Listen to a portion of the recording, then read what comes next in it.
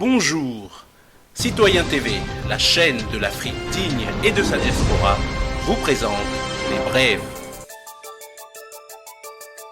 Au sommaire, Côte d'Ivoire, désobéissance civile au 8e jour, diaspora, intervention de Willy Blah au sujet de la mobilisation du 19 septembre 2015, ONG en Afrique, panafricanisme, relations Chine-Iran et pour finir, voyoucratie occidentale.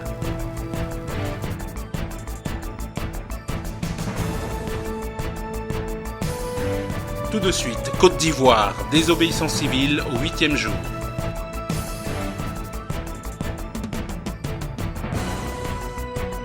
Dramanistan, la version france-africaine de la Côte d'Ivoire, désobéissance civile au 8e jour. Des anonymes et innocents enlevés et incarcérés. Kwame Akpele, Richmond et Douati Juldas ont été enlevés à la maison car ils ressemblaient à des manifestants. Ils ont été au parquet avec le coordonnateur de la coalition des indignés de Côte d'Ivoire, Samba David. Il faut aussi soutenir Akpele et Douati. Samba David déféré à la Maka. Selon le procureur, il a été pris de façon flagrante sur les lieux du crime. C'est très étrange tout de même, puisqu'il a été enlevé chez lui par des hommes armés et en civil, de surcroît en escaladant la clôture de sa maison. Il sera jugé dans 15 jours au plus. En direct du parquet. Côte d'Ivoire, pas d'élection tant que Ouattara est candidat. Sangaré Akoun et tous les démocrates dans les rues jusqu'à son départ du pouvoir. Koné Boubacar. L'heure du combat a sonné, 17 septembre 2015.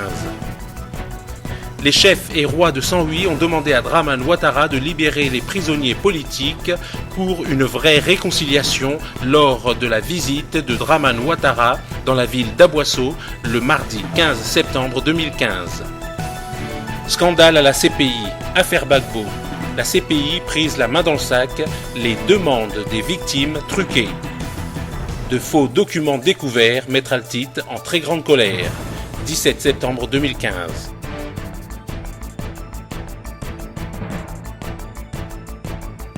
Tout de suite, Diaspora, intervention de Willy Blah au sujet de la mobilisation du 19 septembre 2015.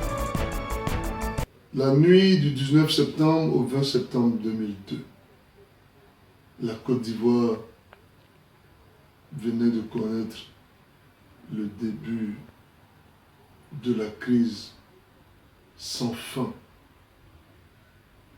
qu'elle connaît aujourd'hui.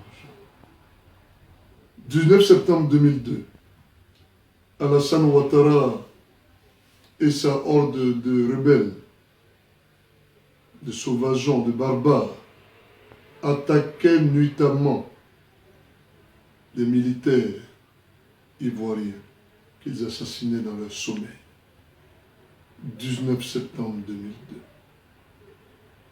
Dabro Lola, Dali Oblé, les ministres d'État, ministre de l'Intérieur, Émile Bogadoudou, des centaines d'Ivoiriens perdaient la vie. 19 septembre 2002. Le pouvoir démocratiquement élu du président Laurent Gbagbo était attaqué. 13 ans plus tard, nous rappelons au monde entier la responsabilité historique d'Alassane Dramane Ouattara, de Soro Guillaume, de Ouattao, de Sidiki Konaté, pour ne citer que ceux-là, dans la grave crise que connaît notre pays. Dans cette machine de déconstruction installée dans notre pays, nous marchons à partir de 14 h, le 19 septembre 2015, en partant du siège du Parti Socialiste à rue Solferino, métro du même nom, métro Solferino, jusqu'au Conseil constitutionnel. Venons commémorer nos morts. Venons démontrer aux yeux du monde que nous sommes toujours déterminés dans ce combat pour la restauration de la démocratie en Côte d'Ivoire. Que nous sommes déterminés dans le combat pour la libération du président Laurent Gbagbo et des prisonniers politiques de Côte d'Ivoire. Vive le président Laurent Gbagbo! Vive la Côte d'Ivoire. Vive l'Afrique. Vive la résistance. Je vous remercie. Tout de suite, ONG en Afrique. Il y a un travail, bien évidemment, de sensibilisation, même si Afrique Média fait déjà un travail extraordinaire sur ce terrain-là, il faut le dire, et en ce sens rendre hommage au président de cette chaîne, Monsieur Tagou. Mais au-delà de cette démarche de sensibiliser, il faut aussi aujourd'hui, et je pense qu'il y a suffisamment de force pour cela, passer au stade de l'action avec un slogan qui est que il faut que la pression change de camp. Quand certaines forces exogènes arrivent à oser faire un procès au vice-président ou au président de tel ou tel pays, il faut que les masses africaines et panafricaines qui sont déjà suffisamment présentes aujourd'hui sur le terrain, même si elles pourraient l'être bien plus demain, il faut que celles-ci aillent devant le siège de ces ONG qu'il est nécessaire de lister aujourd'hui, aillent devant les multinationales et leur disent que de la même façon que vous faites pression sur nos intérêts et sur nos chefs d'État, il faut que nous aussi, on vous fasse comprendre que vous n'êtes plus les bienvenus chez nous. Allons voir comment ça s'est passé en Russie. Allons voir comment ça s'est passé chez mon ami Mahmoud Ahmadinejad en Iran. Allons voir comment ça se passe en Amérique du Sud.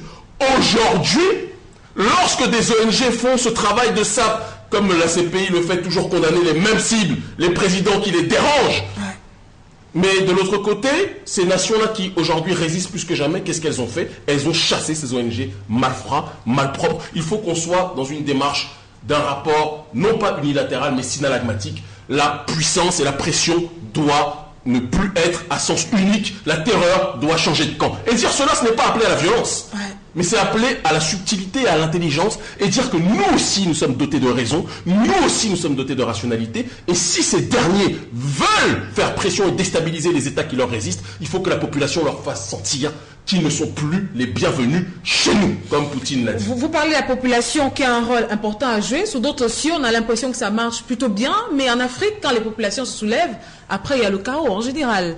Il y a le chaos parce qu'il est entretenu, ma très chère sœur. Ouais. Julien, c'est une très bonne question que vous posez là. Il y a le chaos, comme les médias mensonges occidentaux le disent. Mais ce chaos est entretenu par qui?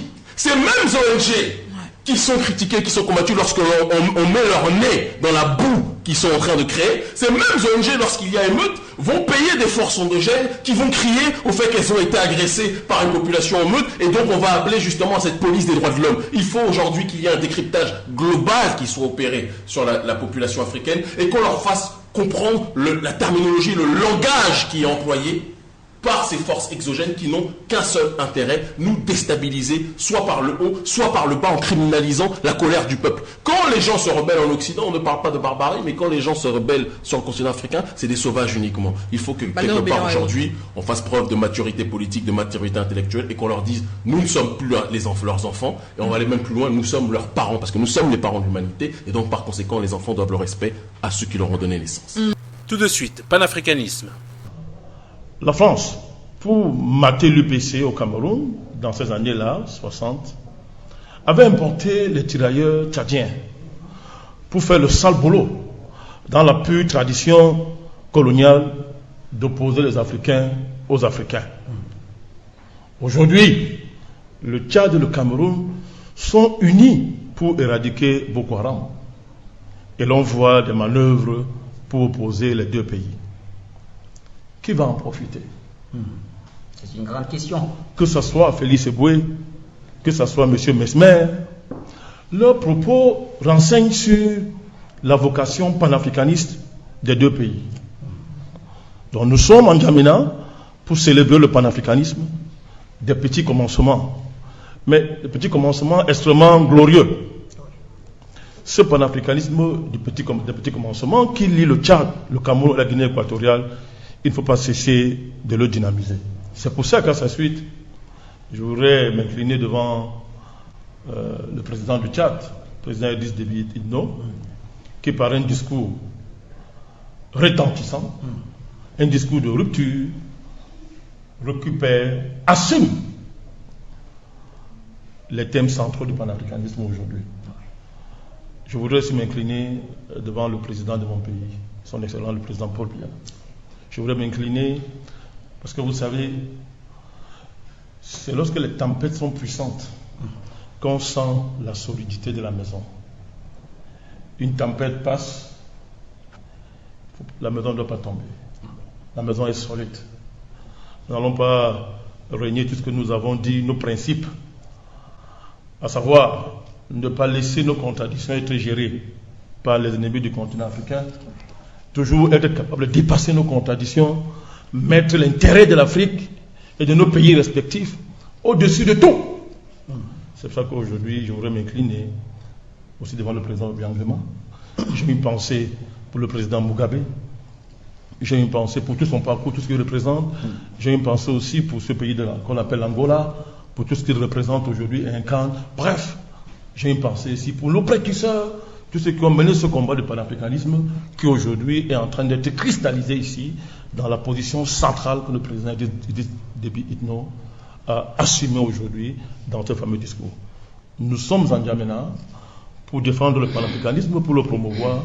Nous sommes en N'Djamena pour assurer la continuité des précurseurs. Nous sommes en N'Djamena pour que le panafricanisme cesse d'être une revendication, mais pour devenir une réalité politique. Tout de suite, coopération Chine-Iran. Et le ministre iranien des Affaires étrangères Javad Zarif est à Beijing pour rencontrer le Premier ministre chinois Li Keqiang.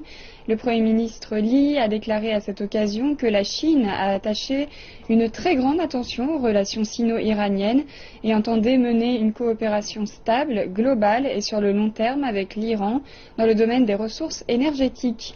Le ministre iranien des Affaires étrangères a déclaré que la Chine a joué un rôle primordial et constructif dans les efforts pour résoudre le problème du nucléaire iranien. Il a par ailleurs déclaré que l'Iran saisira les nouvelles opportunités pour développer des relations bilatérales et renforcer sa collaboration avec la Chine. Et pour finir, voyoucratie occidentale. Bonsoir chers téléspectateurs. Le 13 août 1996, le violeur d'enfants et meurtrier belge Marc Dutroux était arrêté. Mais c'est seulement 7 ans et demi plus tard qu'il a été inculpé comme auteur principal, même s'il y avait de nombreux indices qui montraient qu'il était impliqué dans un réseau pédophile. Dès le début, l'éclaircissement des crimes a été massivement empêché et 27 témoins ont perdu la vie dans des circonstances mystérieuses avant l'ouverture du procès. Une survivante, Regina Louf, a raconté des sex-parties perverses impliquant des enfants et allant jusqu'au meurtre extrêmement cruel. On comptait parmi les auteurs beaucoup de hautes personnalités, comme des politiciens, des industriels, des PDG, des avocats ou des magistrats. En outre, Regina Louf décrit des parties spéciales, qui servaient entre autres à impliquer dans des situations compromettantes des hommes occupant des positions influentes, afin de pouvoir les faire chanter par la suite. Au moyen de l'alcool et de dames de compagnie, ils étaient attirés dans des appartements où il s'avérait que ces dames étaient en fait des mineurs. Celui qui ne sortait pas tout de suite de l'affaire était coincé et au moyen d'enregistrements vidéo, on pouvait le faire chanter dans tout ce qu'il déciderait. Mesdames et messieurs, jusqu'à aujourd'hui, le cas de Dutroux n'a malheureusement jamais été élucidé assez profondément. Tant que les instigateurs des réseaux pédophiles de la haute politique ne sont pas tirés à la lumière et punis, il y aura encore des politiciens qui feront passer, sous la contrainte, des décisions qui vont contre les droits et la volonté de la population. Ou plutôt, ils seront obligés de faire passer ces décisions. Engagez-vous aussi contre la pédophilie et contre l'extorsion en politique en diffusant cette émission. Bonne soirée.